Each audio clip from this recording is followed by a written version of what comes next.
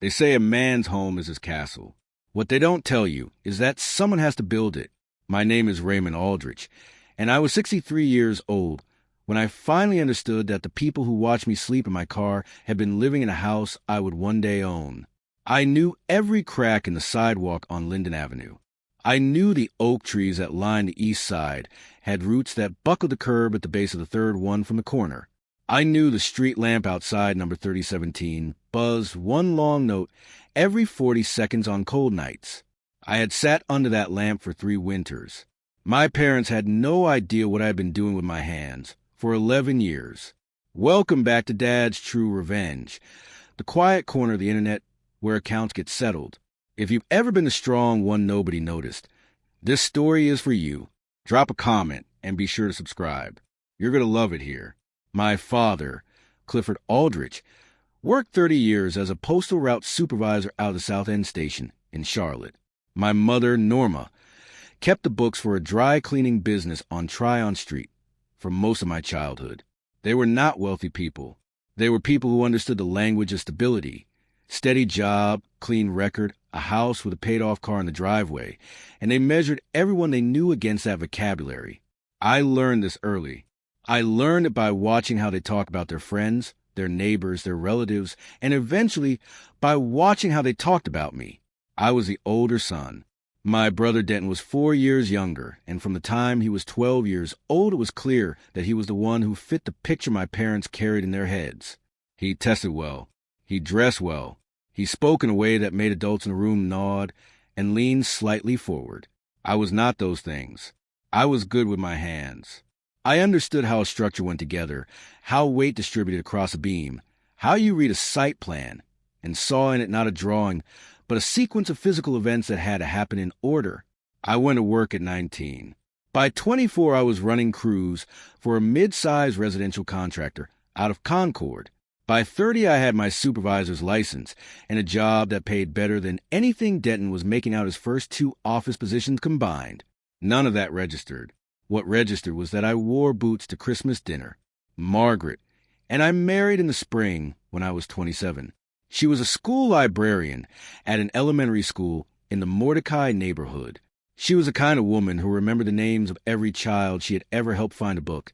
And she had a laugh that you could hear from 2 rooms away, and that made every room she was in feel 10 degrees warmer. My mother liked Margaret. My father tolerated her. Denton barely spoke to her. We built a life on what we had, and we did not ask for much room. I drove Margaret to her oncology follow-up appointments every other Thursday for 14 months before she passed on March 3rd, 7 years into what was supposed to have been a long retirement together. I never told my parents what those Thursdays cost me in missed site hours. I covered the $38,247 in final medical billing out of our savings account without asking anyone for help. After she was gone, I sent my parents $400 every month for 6 years while my father recovered from his back surgery and could not work. I drove 4 hours each way in February of 2009 to help him move out of the Greensboro apartment where they had been staying while the Linden Avenue house was being repaired after the roof damage. I rebuilt the back addition on that house myself over one summer, working weekends, buying materials at cost through my contractor's account. I never sent them an invoice. It did not occur to me to. The gray folder I kept in the bottom drawer of my desk at the site office was not something I talked about. It had been there since 1998. Howard Kessler, an estate and property attorney with an office on South Church Street, had helped me structure the initial paperwork. He was a small, precise man who wore reading glasses on a chain and who spoke as if every sentence were a document he had already reviewed once. The folder held the purchase agreement on a small parcel of land at the north end of Linden Avenue, bought through an LLC I had registered at the county clerk's office on a Tuesday afternoon in September that year. I had paid $43,000 for it. I did not tell Margaret. I did not tell anyone. The attacks from my parents did not come all at once. That is how it works with people you have known your whole life. They come in pieces, in reasonable-sounding sentences, in things said over the phone and the tone people use when they believe they're being helpful. It was a Tuesday before Thanksgiving when Denton called me at 6:03 a.m. I was already on a job site in Kannapolis, watching the concrete trucks back in. He said the words carefully, the way he always did when he was delivering something on behalf of our parents. He said that Mom and Dad wanted me to know that Denton's in-laws would be at the Thanksgiving dinner this year. He said they thought it would be better for everyone if I found other plans. He said, they just don't want to have to explain your situation to people they don't know well. Something behind my sternum went very still. I said nothing. The trucks kept backing in. The concrete supervisor, a man named Luis, waved me over to check the pour sequence. I walked toward him. I kept my face still. I did not call my parents back that day or the day after. When I did call, 3 days later, my mother answered on the second ring. I asked her directly. I told her what Denton had said, and I asked her if that was how she felt. There was a silence on the line that lasted long enough for me to hear the television in the background shift from one program to another. Then she said, Raymond, we just think it's better for everyone if you don't come to Denton's dinner. His in-laws will be there, and we don't want to explain the situation. My breath caught. I sat with that. I had spent 36 years as construction supervisor. I had never once shown up late to a site opening. I had covered their mortgage shortfall for 8 months, working night shifts, leaving the house at 4:30 a.m. when they took the second loan in 2004. I had paid Denton's first semester tuition gap out of my own checking account because the scholarship came up $3,800 short, and no one else had the money available. I had covered every dollar of Harold's funeral costs when their uncle died in 2011, and neither of them had the reserves. I had done these things without being asked and without mentioning them again. My mother was telling me not to come to Thanksgiving dinner because she did not want to explain my situation. My voice held. I told her I understood. I didn't answer when she called back at 8:51 that evening. I let that ring go to the machine. I stood in my kitchen on Wilmore Drive and looked out at the backyard for a long time. The yard was dark. The temperature had dropped to 31 degrees, and I could see my breath in the window glass as a faint fog. I did not feel angry. I felt something in me go quiet, a folding inward, a closing down of something that had been open a long time without my knowing it. The following spring, my parents told a woman at their church that their older son had gone through some rough years and that things had never quite worked out for him the way the family had hoped. The woman repeated this to a cousin who told me at a family gathering in April. My father, when I asked him about it at 9:17 on a Sunday morning in the parking lot after the service, looked at me without blinking and said, Raymond, you got to understand how it looks from the outside. My shoulders dropped, just slightly, just once. I nodded once. I drove home with the radio off. Denton called that July. He said it in his careful voice, the one that smoothed everything into something reasonable. He said that Mom and Dad had been talking about it, and that it would probably be best if I stopped coming to the house for the time being. He said they had a lot going on. He said, it's just easier right now if things are a little simpler. He said he was sure I understood. My face went still. I didn't answer. I sat in my truck outside the Linden Avenue house for 40 minutes after hanging up. I could see the lights on inside. The oak tree at the base of the driveway was the same one I had climbed when I was 8 years old. The street lamp at the corner buzzed its long single note in the November cold. I understood. That evening I drove to a parking structure on Stonewall Street and sat on the 4th level where I could see the skyline and the construction cranes along the South End corridor. My eyes stung. Not tears exactly. Something adjacent to them. I had built 3 of those buildings in the middle distance. I had poured the footings on the corner tower. I had signed off on the structural inspection for the parking deck 2 blocks north. I was 61 years old, and my parents had told me through my brother that it would be easier if things were simpler without me in them. I opened the glove compartment and took out the gray folder. I had been adding to it for over a decade. It held the original LLC registration, the purchase agreement from 1998, the amendment filed in 2003 when the adjacent parcel came available, and I bought it through the same entity for $61,500. The survey completed in 2009. The quiet title filing Howard Kessler had prepared and submitted to the county at 11:42 a.m. on a Thursday in late September. I sat with the folder in my lap for a long time. The cranes on the south skyline were lit red at the tips. I did not make any calls that night. The sequence that followed was not dramatic. It was methodical, which is the only way I know how to do things. I met with Howard Kessler at his South Church Street office on a Wednesday morning at 10. He was the same precise man he had always been. The reading glasses on the chain, the careful sentences. I told him what I wanted to do, and he confirmed that the LLC structure I had maintained for 23 years gave me the clean standing to do it. He pulled a folder and reviewed each page. He said, "Raymond, this is as tidy as anything I've seen." He said it the way he said everything, as if he were reading from a document he had already reviewed. I asked him to prepare the formal notice.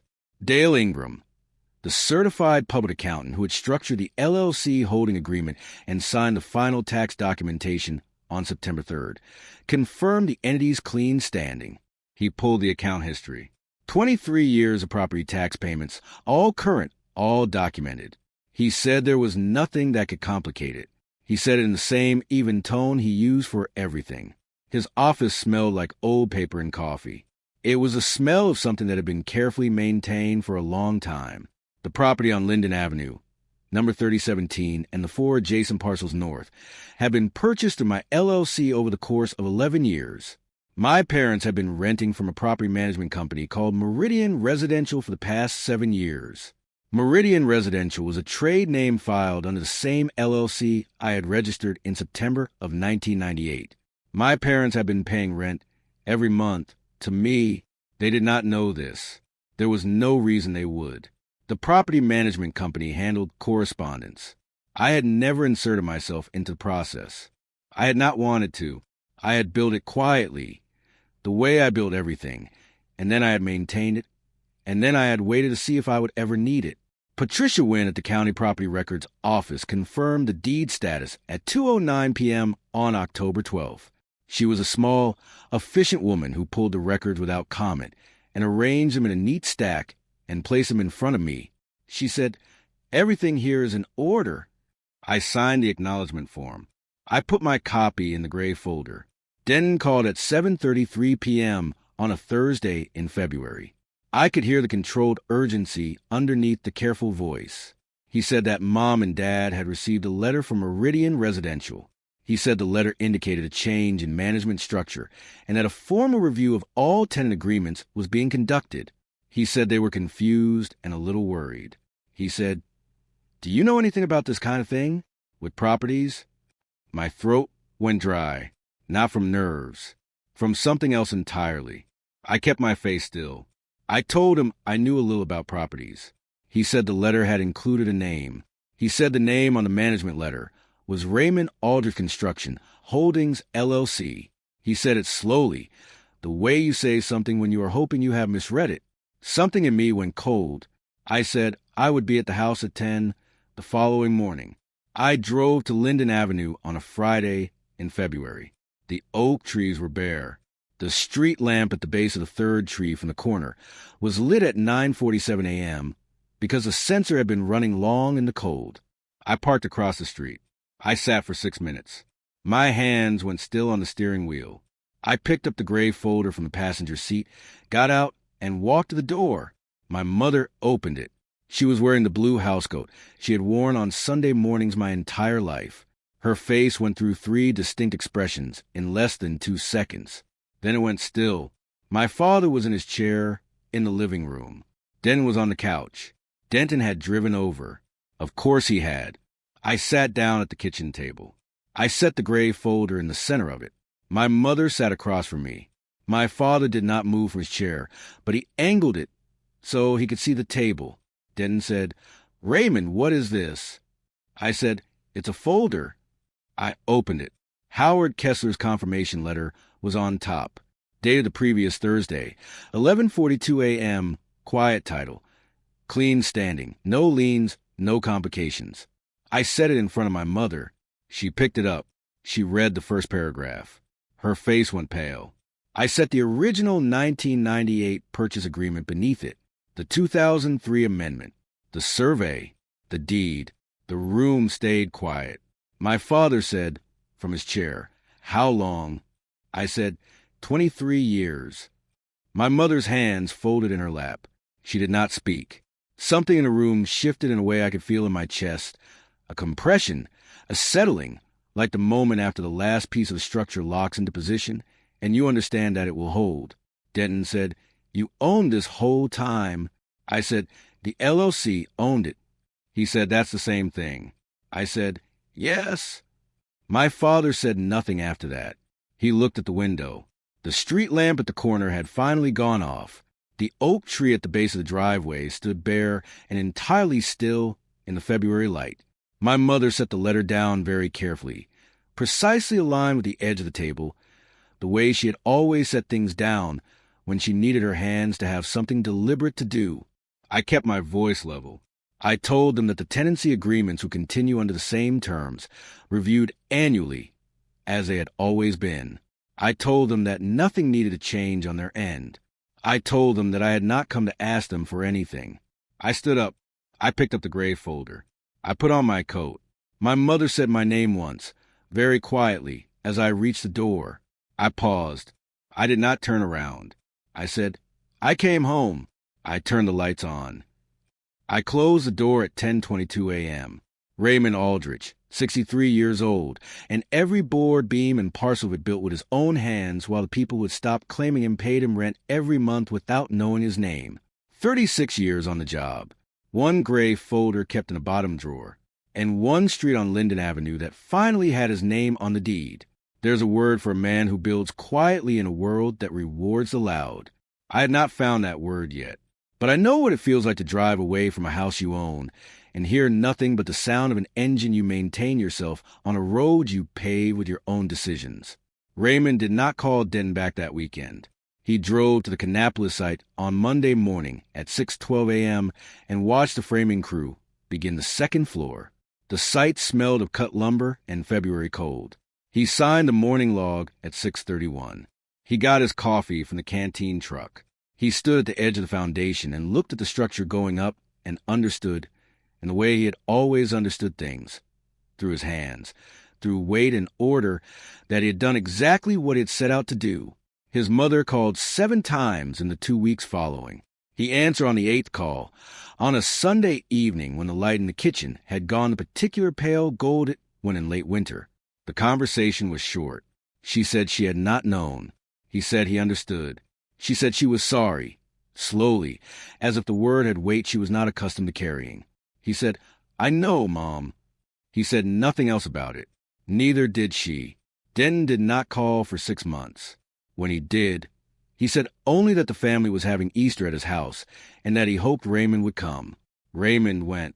He brought a sweet potato casserole because Margaret had always brought the casserole, and he had learned her recipe, and he was not going to stop making it because she was no longer there to make it herself. His father shook his hand at the door. It was the first time they had shaken hands since Raymond was 19, and leaving for the job site in Concord. Neither of them mentioned the folder. A man who builds quietly is the most dangerous kind, not because he is angry, because he is patient, and patience, over 23 years, is indistinguishable from a foundation. If you were at that kitchen table the morning Raymond opened that gray folder, if you've ever been told your presence needed to be explained, leave a comment and tell me what you would have done in his chair. And if this story found you today, hit the like button and subscribe to Dad's True Revenge.